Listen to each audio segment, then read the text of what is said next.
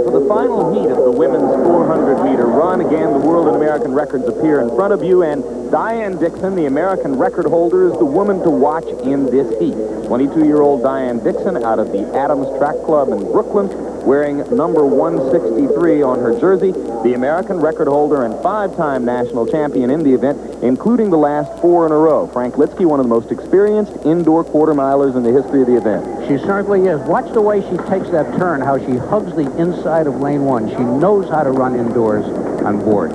It's not easy. Won a gold medal in the 4x400-meter relay at Los Angeles. Right now, she trails Lillie Leatherwood by 6 points in the overall Grand Prix, so she has a chance to overtake Leatherwood and become, once again, the indoor Grand Prix champion in the event. And on the first turn, Diane Dixon goes directly to the lead as they straighten out down the front straight.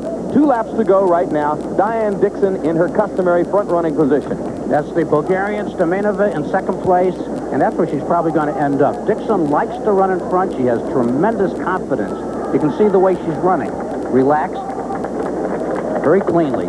The primary competition in the Grand Prix, Lillie Leatherwood is already qualified into the final. That's all the motivation Diane Dixon needed to go out and dominate this heat from the beginning. Rositsa Stamenova of Bulgaria, probably showing a little of her inexperience running indoors. She has had difficulty holding a good line on the turns, and she's well back in second place. So we'll take a look at Diane Dixon's unofficial time as she comes across the line, as she moves safely into the finals, and at the finish line, LaWanda Cabell moved past Rositsa Stamenova of Bulgaria to nail down second place. A very fast heat, Frank Litsky, unofficially at 52 flat.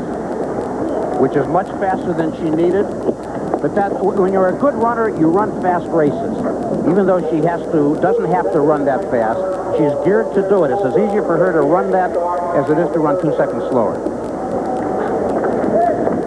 Well, that was what happened in the qualifying heats early in the day, and the time at 52 flat was an American record. Now, the final. Ready now for the first final section of the women's 400-meter run. The world record held by Jarmila Kratochvilova of Czechoslovakia. Diane Dixon bettered her own American record in a more or less meaningless trial heat earlier today. First out of the blocks, finished in 52 flat, looked just sensational. The overall Grand Prix leader in the event, ahead of Dixon coming in here, is Lillie Leatherwood, who is in number 238. And Diane Dixon has the same kind of start in this final that she had earlier today as she hits the 2-lap mark to go ahead of number 172, LaWanda Cabell, with Leatherwood well back.